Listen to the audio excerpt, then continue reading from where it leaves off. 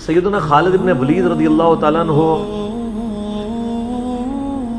کو اللہ تعالیٰ نے مشرکین عرب سے اٹھا کے رومن اور پرشین امپائر کے اوپر دے مارا. بڑی ایکسٹرا آرڈنری پرسنالٹی ہے. نبی علیہ السلام کی اعلان نبوت کے بعد 19 سال تک کافر رہے ہیں. اس 19 سالوں میں موت بھی آ سکتی تھی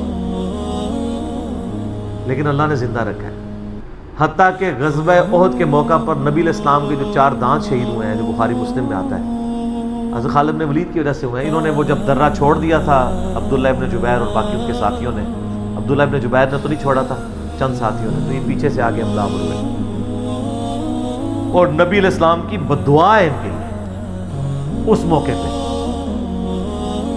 نبی علیہ السلام کی مبارک زبان سے نکل گیا، اللہ ایسی قوم کو کیسے ہدایت دے گا جنہوں نے اپنے نبی کا چہرہ خون سے رنگ دیا. تو سورہ ال عمران میں جہاں پہ صحابہ کرام کو اللہ تعالیٰ نے گرفت کی ہے نا 60 آیات میں کہ غزوہ احد پہ تم نے یہ غلطی کی، پھر اینڈ پہ معاف بھی فرما دیا. پہلی گرفت نبی علیہ السلام پہ آئی ہے، لیس لک من الامر شیء. نبی آپ کو تو کوئی اختیار نہیں، اللہ چاہے ان کو ہدایت دے دے. ہوئے ہوئے ہوئے ہوئے، اور اسی کو ہدایت بھی مل گئی. اسی پیگن کو اللہ نے اٹھایا ہے. پیگن انگلش میں کہتے ہیں بت پرست. آپ گوگل پہ جا کے لکھیں حضرت خالد بن ولید کا تعارف کہ ایک عرب کا پیگن اللہ نے اٹھا کے اسے رومن اور پرشین امپائر میں لٹوا دیا. پھر 19 سال تو کفر میں گزرے ان کے، اسلام میں ان کے 19 سال نہیں گزرے سر، بمشکل 10-11 سال. لیکن انہوں نے اپنے 19 سالوں کے بھی سارے گناہ دھلوا دیے. جو کچھ کیا پھر اور جو کچھ اللہ نے ان سے کام لیا. یہ ایک الگ سے تلخ حقیقت ہے کہ سیدنا خالد بن ولید سے نبی علیہ السلام کے مبارک زمانے میں بھی اور بعد میں بھی بحیثیت انسان کچھ غلطیاں ہوئی ہیں، بخاری مسلم میں رپورٹ ہوئی ہیں. لیکن کسی شخص کی چند ایک غلطیوں سے اس کا پورا پلڑا ادھر کا ادھر نہیں ہو جاتا. اللہ بھی قیامت والے دن نیکیوں اور برائیوں کو تولے گا. نیکیاں زیادہ ہوں گی تو پھر اس کو یہ نہیں کہا جائے گا کہ یہ تو نے اتنی بڑی برائی کیوں کی تھی، پھر وہ پاس ہو چکا ہے. چاہے کسی ایک سوال میں اس کے 0 نمبر بھی آئے ہوئے ہیں، پاس ہو چکا تو اس کا تانا بھی نہیں دیا جائے گا، نیور. تو 2-4 واقعات کو لے کے اس طریقے سے کسی بندے پہ چڑھائی کرنا یہ بالکل زیادتی والی بات ہے. سیدنا خالد بن ولید سیف اللہ ہے، اس میں کوئی شک نہیں ہے. صحیح بخاری میں جو یہ حدیث کہتے ہیں نا، یہ حدیث بڑی مشہور ہے. غزوہ موتا کے موقع پر آپ کو پتہ ہے نبی علیہ السلام نے رومن امپائر کی طرف اپنا ایک ایلچی روانہ کیا تھا، خط بھیج کے. اس ایلچی کو قتل کر دیا گیا اور اس وقت ایلچی کا قتل اعلان جنگ ہوتا تھا. تو نبی علیہ السلام نے ایک لشکر روانہ کیا زید بن حارثہ کی قیادت میں. نبی علیہ السلام کے منہ بولا بیٹا جس کا نام قرآن میں، واحد صحابی جس کا نام قرآن میں زید. لیکن ساتھ ہی آپ نے فرمایا، صحیح بخاری میں الفاظ ہیں کہ اگر زید فوت ہو جائے، مسند احمد میں ڈیٹیل موجود ہے انہی الفاظ کے ساتھ کہ زید فوت ہو جائے تو جعفر کو اپنا امیر بنا لینا. جعفر فوت ہو جائے، شہید ہو جائے تو پھر عبداللہ بن رواحہ کو بنا لینا. اگر وہ بھی شہید ہو جائے پھر تو اپنی مرضی سے کسی کو امیر چن لینا. یہ مسند احمد میں ہے. بخاری میں الفاظ ہیں کہ صحابہ کرام کہتے ہیں نبی علیہ السلام مدینہ شریف میں تھے اور آپ علیہ السلام کی آنکھوں سے مسلسل آنسو رواں تھے اور آپ نے کہا کہ میرے زید کو شہید کر دیا گیا.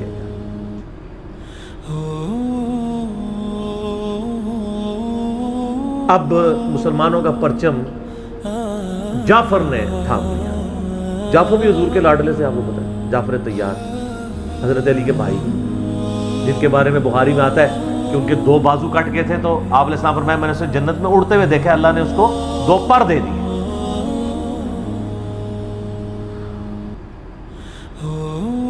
نجاشی کے دربار میں انہوں نے ہی آپ کو پتہ سورہ مریم پڑھی تھی.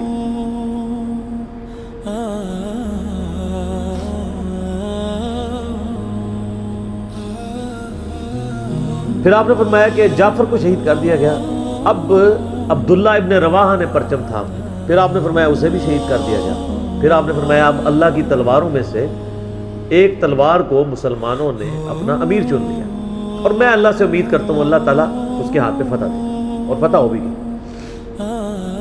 یہ بخاری کی جو حدیث ہے نا، اس کے اوپر امام بخاری نے باب باندھا ہے مناقب خالد ابن ولید. حالانکہ اس میں خالد ابن ولید کا نام نہیں تھا، لیکن اس حدیث کے اوپر باب کیا باندھا؟ خالد ابن ولید، کیونکہ وہ سیف اللہ وہ تھے. سیوف من سیوف اللہ، اللہ کی تلواروں میں سے ایک تلوار کے ہاتھ میں جھنڈا آ گیا، اللہ تعالیٰ فتح دے دے گا، فتح ہو گئی. اس کے 3-4 طریقے بخاری میں، باقی طریق کے اندر نہ خالد ابن ولید کا نام نہیں موجود ہے کہ خالد ابن ولید کے ہاتھ میں اب پرچم آ گیا، اللہ نے فتح دے دی. اچھا، اور وہ فتح یہ ہوئی کہ بہت بڑا لشکر سامنے سے آ گیا تھا، حضرت خالد بن ولید اپنے لشکر کو بچا کے واپس لے آئے.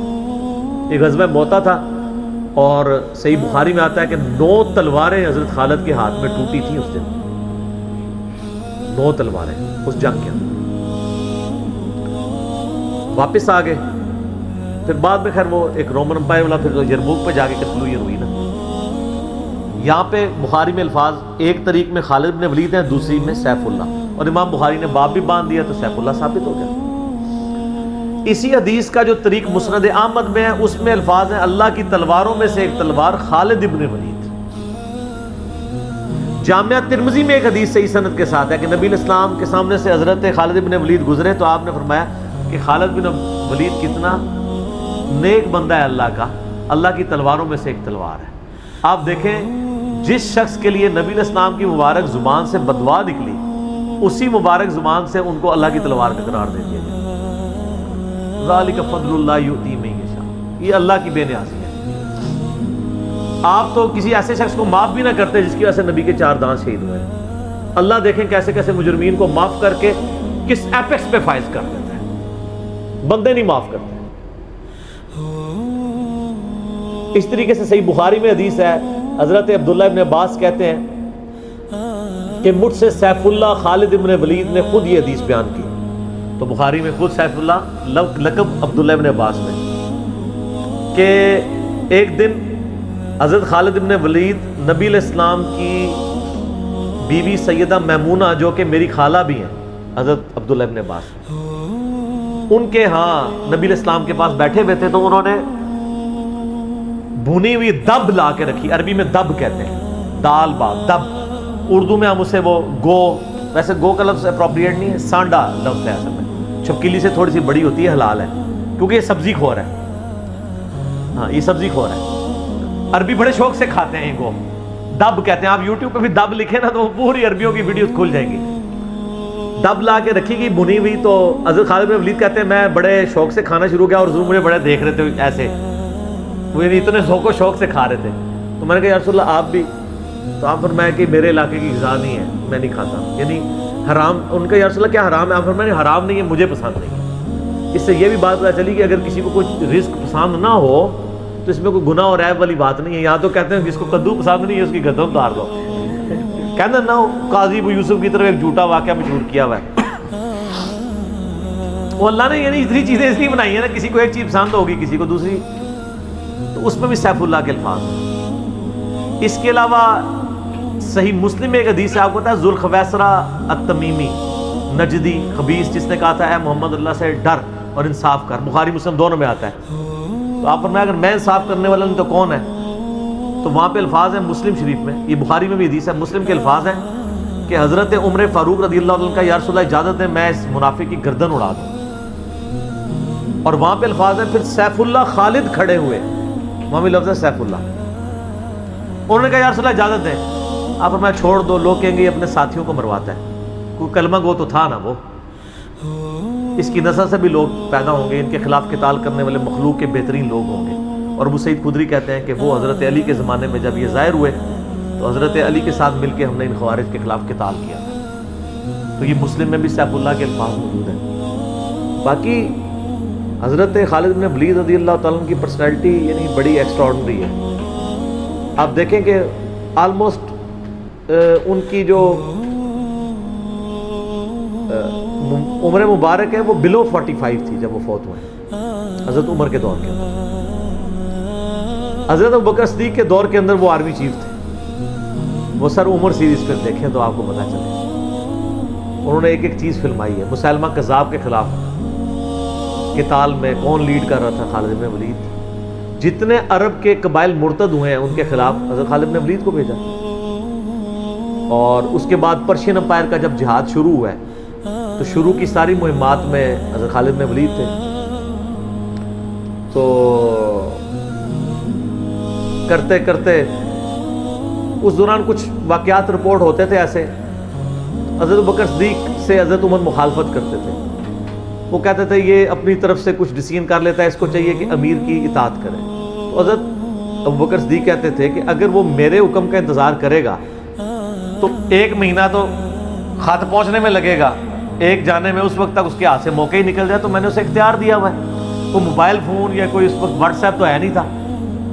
لیکن حضرت عمر ذرا ڈسپلن کے بہت سخت تھے. وہ کہتے تھے اس طرح ان کو خود ڈیسیژن نہیں لینا چاہیے, کیونکہ اس میں 1-2 مسئلے ان سے مس ہینڈل بھی ہو گئے تھے. تو جب اتنے بندہ کام کر رہا ہوتا ہے 1-2 مسئلے تو مس ہینڈل ہو جاتے ہیں. ہم سمجھتے ہیں مس ہینڈل ہونے کا مطلب ہے 0 سے ملٹیپلائی. ایک طبقہ یہ سمجھتا ہے, دوسرا کہتا نہیں کہ چونکہ اس کی شان بہت ہے لہذا مس ہینڈل ہو نہیں سکتا. یہ دونوں ایکسٹریم ہیں. وہ پیغمبر ہی ہے جس کو اللہ تعالیٰ نے رول ماڈل بنایا ہے, وہی بیلنس ہے. تو پھر جنگ یرموک کا موقع جب آیا, رومن امپائر کے خلاف فیصلہ کن جنگ تھی جو, تو عین میدان جنگ میں حضرت بکر صدیق فوت ہو گئے. حضرت عمر نے پہلا ڈیسیژن یہ کیا کہ خالد بن ولید کو آرمی چیف کے عہدے سے معزول. ہائے ہائے سر, بالکل آپ آخری اوور چل رہے ہوں اور آپ کا جو پلیئر سینچری پہ سینچری مار رہا ہو, آپ اس کو کہیں اس کو واپس آ جاؤ اور ایک نیا پلیئر بھیج دیں. جو کریز پہ سیٹ تھا اس کو آپ واپس بلا لیں. یہ وہ شخص کر سکتا ہے جس کا خدا پہ یقین ہو. تو اور آپ کو پتہ ہے حضرت عمر کے رشتہ دار تھے قریبی, انہی کے قبیلے سے تھے حضرت خالد بن ولید. حضرت خالد بن ولید کو پتہ تھا کہ یہ اگر عمر خلیفہ بنے گا نا تو پھر میرا معاملہ پہلے ہوگا. اور وہی ہوا, ابو عبیدہ ابن جراح کو بنا کے بھیج دیا. لوگوں میں بڑی چیمہ گوئیاں شروع ہوئی کہ لو جی سب سے بڑی آرمی کے خلاف جنگ ہو رہی ہے, سب سے بڑی سپر پاور, اور عین میدان جنگ میں یہ ڈیسیژن کر دیا ہے, اگر مسلمان ہار گئے پھر کیا ہوگا, یہ وہ اللہ نے فتح دے دی. فتح ہوئی تو اب جب لوگ آ کے مبارک باتیں پیش کر رہے ہیں, پھر حضرت عمر نے آ کے مسجد نبی میں خطبہ دیا. انہوں نے کہا خدا کے لیے میں تم سے یہی تو چیز ختم کرنا چاہتا تھا کہ یہ فتوحات خالد کی وجہ سے نہیں ہو رہی, رب خالد کی وجہ سے ہو رہی ہے. کل کو خالد نہیں رہے گا تو تم کیا سمجھو گے کہ اسلام ختم ہو جائے گا؟ اسلام نے تو آگے چلنا ہے. ٹھیک ہے. پھر انہوں نے کہا میری دوسری حکمت یہ تھی کہ مجھے پتا ہے کہ اب یہ رومن امپائر مسلمانوں کے پاس آ جائے گی, بیت المقدس بھی فتح ہو گیا پھر بعد میں. تو خالد بن ولید جو ہے یہ جنگ کی فیلڈ کا ماسٹر ہے, اور جب کوئی علاقہ فتح ہو جاتا ہے پھر کسی جنگجو کی وہاں گورنر لگانے کی ضرورت نہیں ہوتی, بلکہ کسی ایسے شخص کو گورنر لگانے کی ضرورت ہوتی ہے جو ہیومن انسٹنکٹ سے واقف ہو, جس کو ہیومن مینجمنٹ آتی ہو. تو خالد تو ہمیشہ تلوار کے ساتھ ہی کھیلا ہے, اس کو ہیومن مینجمنٹ نہیں آتی. تو میں نے اس شخص کا انتخاب کیا ہے جس کو سب سے زیادہ رسول اللہ صلی اللہ علیہ وسلم کی صحبت کا شرف حاصل ہے. اور بخاری مسلم میں حدیث ہے کہ نبی علیہ السلام نے فرمایا کہ ہر نبی کے ساتھ ایک امین ہوتا ہے, اور میرا امین جو ہے وہ ابو عبیدہ ابن جراح ہے. ان کو پھر یعنی یرموک میں حضرت عمر نے یعنی آرمی چیف لگایا اور فتح ہوئی. اس کے بعد بیت المقدس بھی فتح ہو گیا, کیونکہ ابو عبیدہ جو ہے وہ شروع کے مسلمانوں میں سے مکی دور کے. اب بعد میں لوگوں کو اسلام سکھانا تھا تو ایسے بندے کی ضرورت تھی نا. تو پھر حضرت عمر آپ کو پتہ ہے نا دورے پہ بھی گئے تھے بیت المقدس کی چابیاں لینے کے لیے. تو وہاں پہ کئی واقعات ہیں, ان میں سے ایک جو واقعہ ابو عبیدہ کا جو کہ ذکر ہوا ہے, تو اس کے بعد حضرت عمر ابو عبیدہ کو کہتے ہیں مجھے اپنے اب آپ آفس میں لے چلو.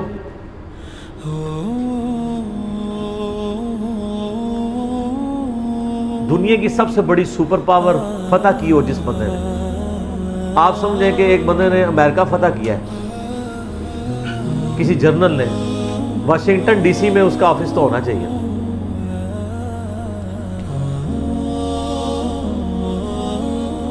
حضرت عمر رضی اللہ تعالیٰ عنہ کو ابو عبیدہ جب اپنے یعنی آفس میں لے کے گئے تو آفس کیا تھا, اسی قلعے کا ایک پرانا سا کمرہ,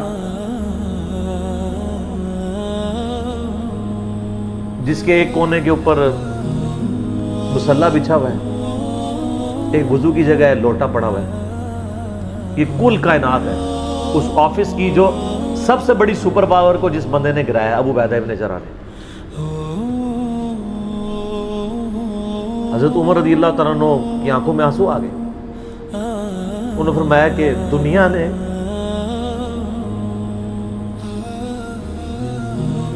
ہر بندے کے اوپر اپنا اثر چھوڑا ہے سوائے ابو عبیدہ ابن جراح کے. دنیا سے شکست نہیں دے سکی. دنیا سے مراد دنیا کی محبت. ہر بندے نے اپنا حصہ لے لیا. اس لیے آپ کو پتا ہے نا کہ حضرت عمر اپنے دور خلافت میں ابو عبیدہ ابن جراح کو بار بار خط لکھتے رہے کہ آپ ادھر آ جائیں, کیونکہ حضرت عمر چاہتے تھے کہ میں اپنے والد کو خلیفہ نامزد کروں, اس لیے کہ وہ امین الامت ہے. لیکن وہ پھر حضرت عمر کے دور میں طاعون کے مرض میں وبا جو پھیلی تھی شام میں, اس میں وہ پھر شہید ہو گئے تھے. اور وہی ان کا پھر وہ قبر بن گئی. سر میرا سوال ہے کہ طاعون کا مرض آپ کو پتہ ہے کہ کیا تھا؟ جسم پہ پورے پھوڑے نکلتے تھے کینسر کے. تو کیا حضرت ابو عبیدہ ابن جراح ناکام گئے دنیا سے؟ کہتا ہے جی کوئی بندہ مرا تھا, بڑا نورانی چہرہ تھا, یہ تھا وہ تھا. ہر بندے نے اپنے بنائے ہوئے. ایک بندہ پھوڑوں کی تکلیف سے مرا ہے. بخاری مسلم کی حدیث ہے, جو طاعون کے مرض میں مرا وہ شہید ہے. تو وہ مرے تو بستر مرگ پہ ہے لیکن شہید ہے. اور دوسری طرف خالد بن ولید آپ دیکھ لیں, سینکڑوں جنگوں میں حصہ لیا انہوں نے, کسی ایک جنگ میں شکست نہیں کھائی. حتیٰ کہ جو کافروں کی طرف سے بھی غزوہ احد لڑی ہے اس میں بھی ان کو شکست نہیں ہوئی. جسم پہ حضرت خالد بن ولید کہا کرتے تھے میرے جسم کا کوئی حصہ نہیں جس پہ برچھی یا نیزے یا تلوار کا نشان نہ ہو. ظاہر ہے اتنی جنگوں میں زخم لگ جاتے ہیں, لیکن میں بھی آج ایک بوڑھے اونٹ کی طرح بستر مرگ پہ مر رہا ہوں. میں نے سینکڑوں جنگوں میں اپنی موت کو تلاش کیا ہے لیکن موت نہیں آئی. اس کا مطلب ہے موت جو ہے وہ اس پہ ڈیپینڈنٹ نہیں ہے کہ آپ میدان جنگ پہ گئے ہوئے. ان کو موت میدان جنگ میں اس لیے نہیں آنی تھی کہ وہ اللہ کی تلوار تھے. اللہ کی تلوار تو نہیں ٹوٹ سکتی تھی. تو ان کا آج میں بھی بوڑھے اونٹ کی طرح بستر مرگ پہ مر رہا ہوں. صرف میں تمہیں یہ بتانا چاہ رہا ہوں کہ موت کا میدان جنگ سے کوئی تعلق نہیں. ویسے تو مسلم شریف میں حدیث ہے, جو شخص شہادت کی تمنا کے ساتھ اپنے بسترے پہ بھی مرا اللہ تعالیٰ اسے شہید ہونے کا ثواب دے دے گا. ہمیں نیت کرنی چاہیے. یہ حضرت خالد بن ولید کے شعر ہیں کہ میں بھی اگر موت میدان جنگ میں آتی تو مجھے آتی جس نے سینکڑوں مار کے لڑے ہیں. اور سر پیچھے بیٹھ کے نہیں آج کل کے جرنیلوں کی طرح, فرنٹ سے لیڈ کر کے.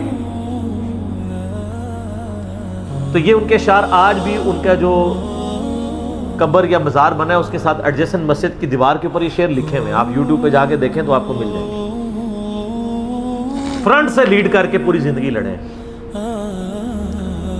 باقی ان سے جو کچھ واقعات مس ہینڈل ہوئے ہیں اس سے آپ ان کی یہ نہیں کہہ سکتے کہ زندگی زیرو سے ملٹیپلائی کر رہی. کیونکہ جو بندہ موت کو گلے لگانے کے لیے ہر وقت تیار ہو, اس کے بارے میں یہ کہنا کہ وہ کسی عورت کے معاملے میں مطلب وہ اس سے محبت کے چکر میں اس نے اس کے یعنی خامند کو مروا دیا, جو ایک واقعہ ملتا ہے, ایسا نہیں تھا. کیونکہ حضرت عبداللہ بن عمر اور عمار بن یاسر, آپ کو پتا ہے یہ رپورٹر تھے حضرت ابو بکر کے. غزوہ جب وہ جنگ یمامہ کے بعد واپس آئے نا, انہوں نے آگے رپورٹنگ کی. انہوں نے پوچھا ہاں بتاؤ اتنے مار کے لڑے, کیا ہوا کیا ہوا؟ تو عمار بن یاسر نے کہا کہ اللہ کی قسم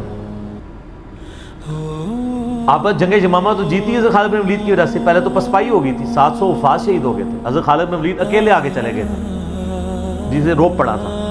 تو ان نے کہا کہ اے امیر المومنین, خالد ہم میں سے اگر کوئی شہید ہوتا سب سے پہلے خالد ہوتا.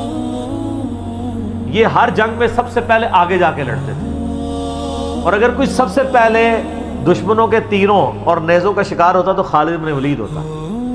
تو جب جس بندے کی زندگی کی کمٹمنٹ کا لیول یہ ہو نا, اس کے لیے عورتوں کا شگف کوئی شگف نہیں ہوتا. جب بندہ جان ہتھیلی پہ رکھ کے جا رہا ہو, سر یہ ہماری سچویشن نہیں ہے. تو وہ آپ کسی بندے کی اجتہادی خطا یا کہیں پہ کوئی اس کا مسئلہ, وہ ایک علیحدہ بات ہے.